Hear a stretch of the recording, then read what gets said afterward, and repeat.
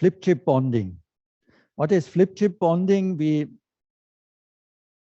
have a bump on the chip, and the chip is turned around in order to press it on the substrate. And in flip chip bonding, all of the individual contacts or interconnections are made simultaneously by pressing it together. And now we have different possibilities to bring it into contact and to bring it into electrical contact.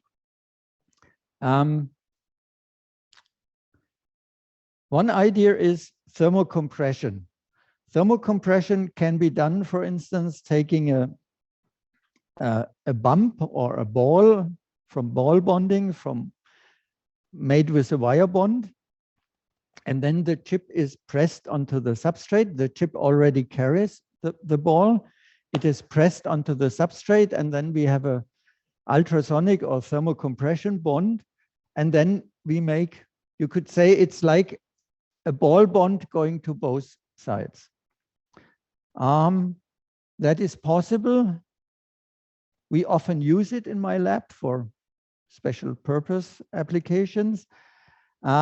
But for many IOs on a chip, that has too high forces, and so it's always dangerous to the chip. What you can also make, you take a bump and you solder it onto the substrate. And here you could say that is like a surface mounted device, but it has no package, but it's just the bare chip with the bumps. And here we can have two possibilities. One is the bump is, for instance, a high temperature solder, and we solder with a low temperature solder.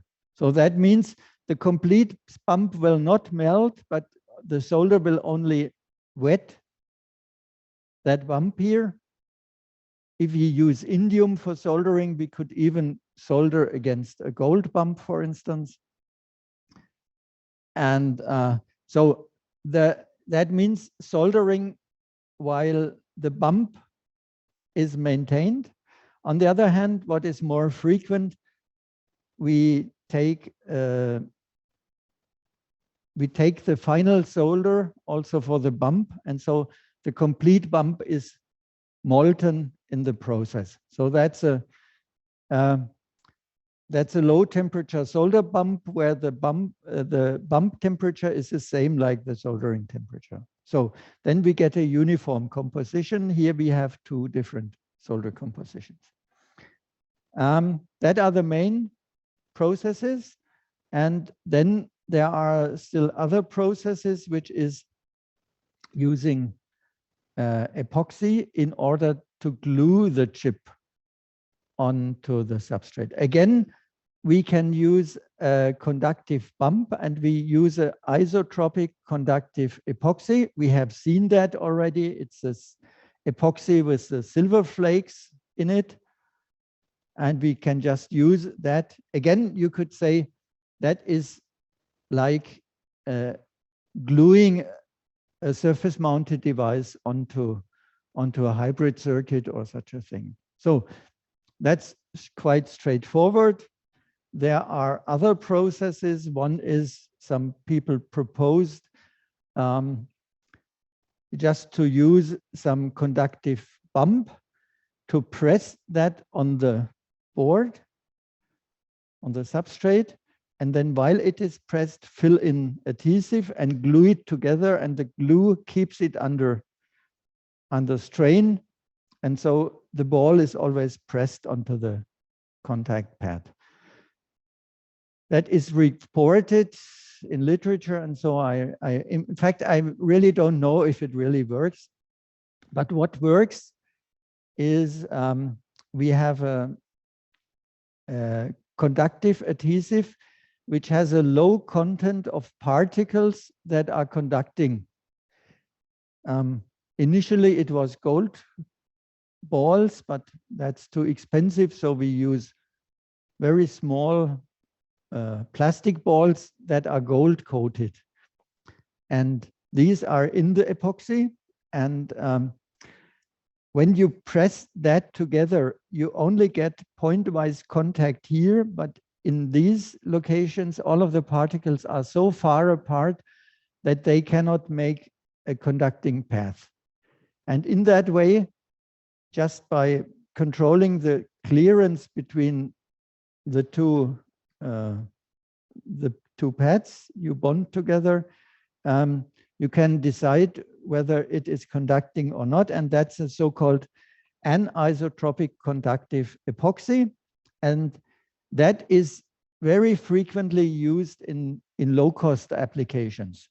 These glues are quite cheap, and also the process is quite simple, and in that way, these are also frequently used. The other ones, isotropic conductive adhesive and non-conductive adhesive, I think they are not so important. But the anisotropic conductive adhesive is really something that is used in mass production. When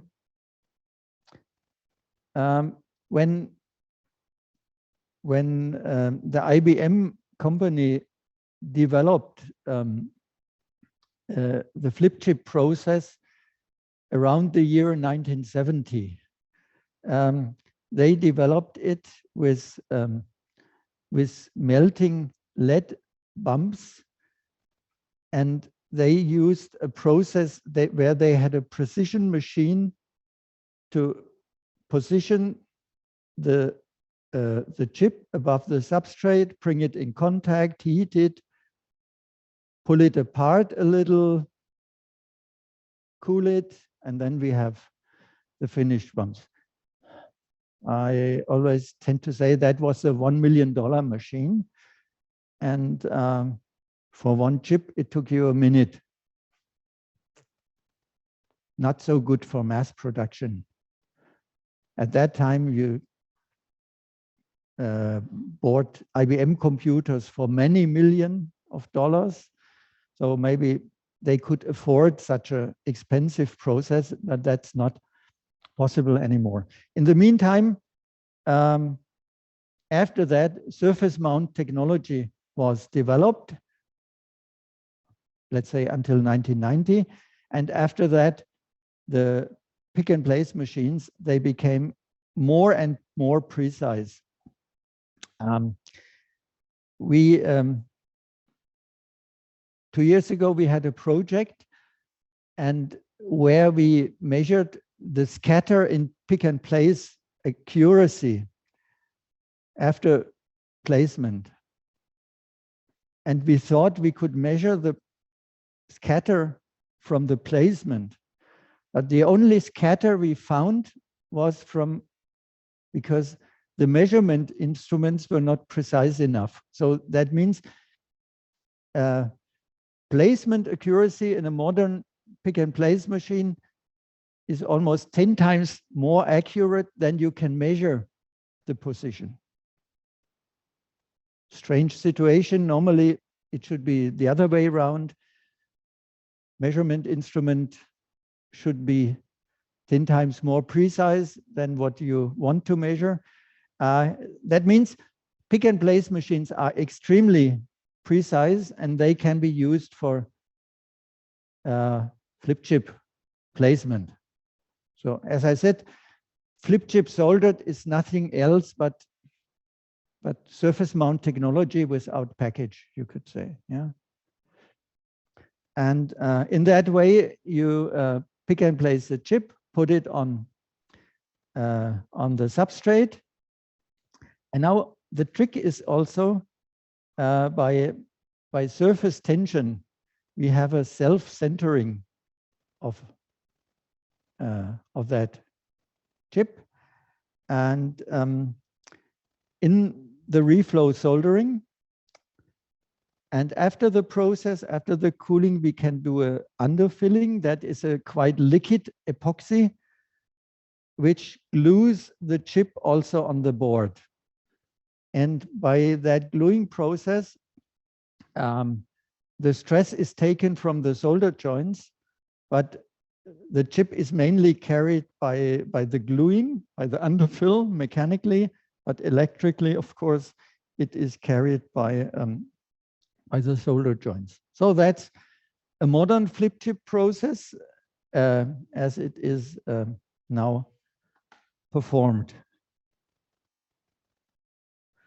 What we can see here is the most important part of flip chip soldering. That's the bumps. In the 1990s, I was working in a company, and some representative of a pick and place machine came to me and he told me, we can now do a pick and placement of flip chip. I told him, oh, that's fine. Let's try it. And then he told me, ah, yes, but you bring your chips. There were no chips that were bumped. You couldn't have them. After some time of searching, I found there was a company in Silicon Valley that does bumping for you. If you send your wafers, they do it on a contract basis. And they wanted $2,000 for starting to work and $100 per wafer each. So technology in principle was there, but no bump chips were there. And then a lot of research was done in order to get nice bumps on the chips. And one of the most important things in bumping is all bumps must be equal. Yeah, you can imagine such a process would not work when one bump is small and one is big. Yeah, then maybe the side ones are big, they keep the small ones in the middle apart, or so, not good. That was also one of the reasons why IBM had that $1 million machine for doing it mechanically. But here the bumping is important. Today we will not be able to see the bumping process. That process is really important because it is a semi-additive process. And so that could be the case. I want to see that process in the exam.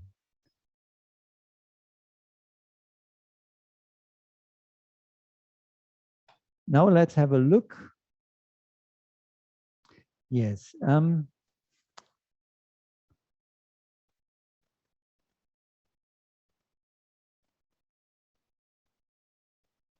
Yes, here you see it's not a flip chip, but you see the self-centering, yeah, of a SMD device. The remote people, could you see that video?